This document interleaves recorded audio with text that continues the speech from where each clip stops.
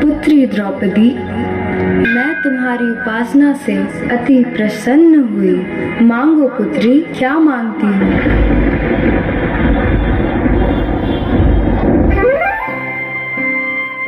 जय छठी मैया। मैं पांडवों की पत्नी पांचाली द्रौपदी अपने पतियों के सुख, शांति और अपने आत्मसम्मान की रक्षा हेतु महाभारत के युद्ध में पांडवों की विजय का वरदान मांगती हूँ। माते,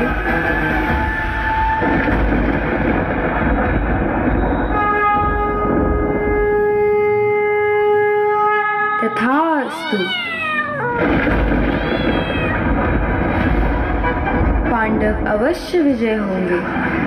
पुत्री, तुमने सूर्य देव की उपासना कर मेरा यह व्रत पूर्ण किया है, इसलिए पांडव की जीत में सूर्य देव का भी अहम योगदान होगा। तथास्तु।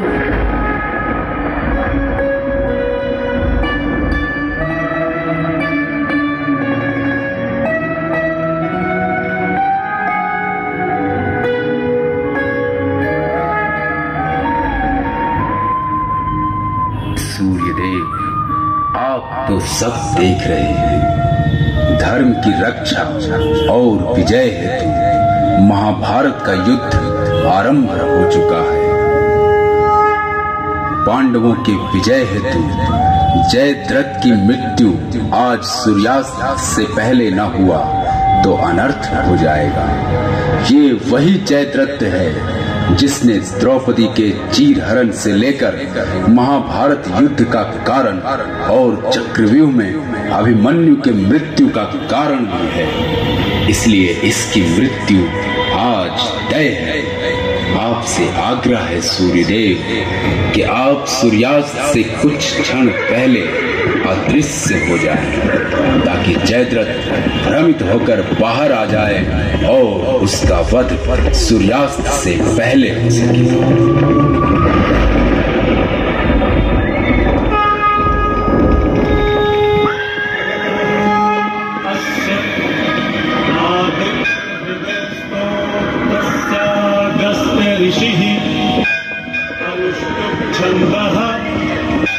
आदित्य हृदय भगवान ब्रह्मा। आप तो जगत के पालनहार हैं। इस महाभारत युद्ध का आरंभ भी आप हैं और अंत भी। द्रौपदी की सूर्य उपासना और छठ व्रत का वरदान अवश्य पूर्ण होगा, जैसी आपकी आज्ञा।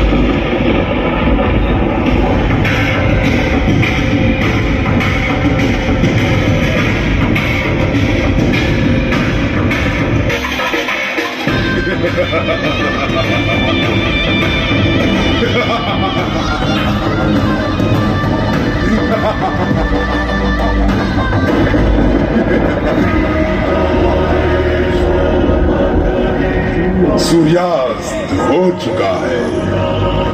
अब मुझे कोई नहीं मार सकता।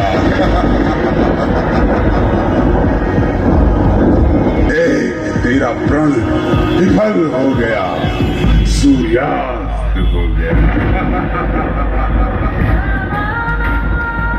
आज सूर्यास्त को कृष्ण भी नहीं रोक सका।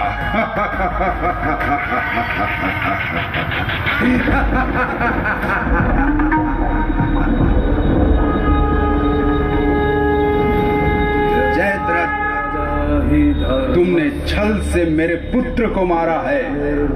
तेरी मृत्यु तय है। देख, अभी सूर्यास्त होने में कुछ क्षण बाकी है, किंतु तेरे प्राण के लिए ये ले।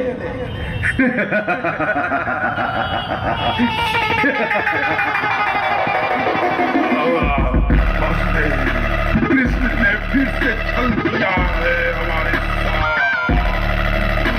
नहीं, सब नहीं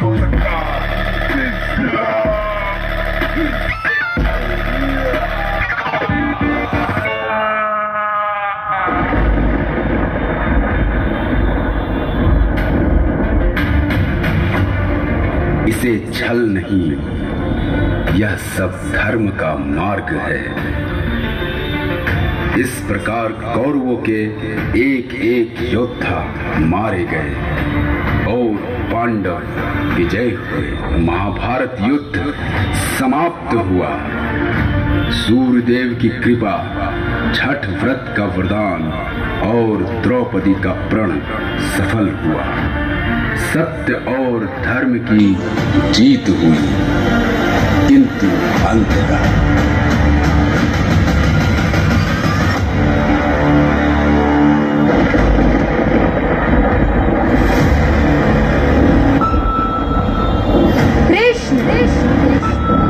इस युद्ध का परिणाम मेरे 100 पुत्रों की मृत्यु, कौरवों का पराजय और मेरे वंश के विनाश का कारण सिर्फ तुम हो।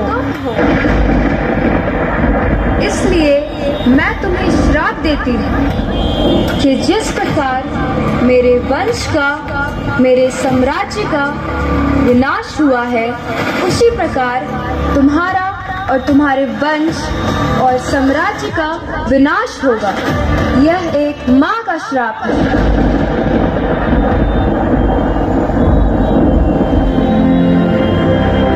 जैसी आपकी इच्छा माते। महाभारत युद्ध थम चुका था। कौरवों का अंत और पांडवों के जीत के पश्चात श्री कृष्ण ने द्वारका नगरी का निर्माण कराया और 36 वर्षों तक द्वारका नगरी में सुखी संपन्न प्रजा और साम्राज्य में शासन के साथ व्यतीत किया। किंतु अब वो क्षण आया, गांधारी का दिया हुआ वो श्राप।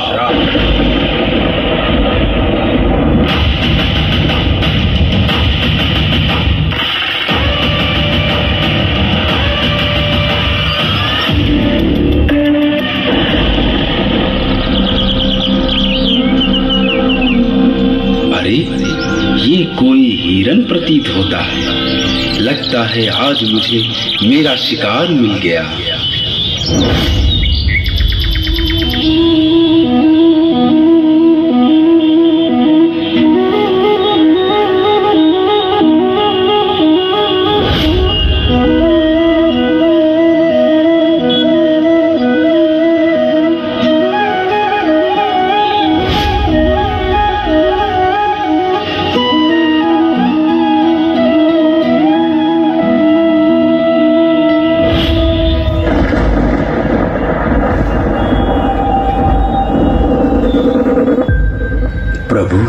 ये मुझसे कैसा पाप हो गया, मैं आपको पहचान न सका प्रभु। मुझसे बहुत बड़ी भूल हो गई, मुझे क्षमा कर दे प्रभु, क्षमा कर दे। नहीं पुत्र, तुमने कोई पाप नहीं किया। तुम कोई साधारण मनुष्य नहीं, तुम तो राजा बाली हो, जिसे मैंने त्रेता युग में राम बनकर राजा बाली का वध झुककर और धोखे से किया था। सब कर्मों का फल है। तुमने कोई पाप नहीं किया पुत्र, बल्कि मुझे मुक्ति दी है। मेरा समय समाप्त हुआ, द्वापर युग का अंत।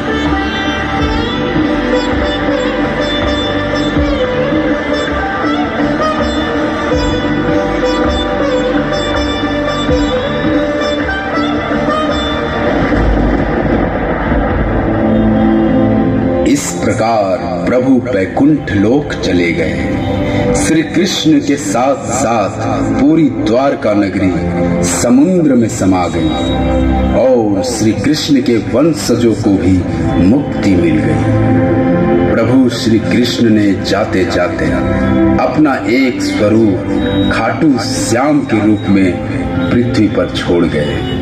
कहते हैं वीर बर्बरी को प्रभु ने यह वरदान दिया था कि जिसका भाग्य प्रभु ने लिख दिया उसे कोई नहीं मिटा सकता।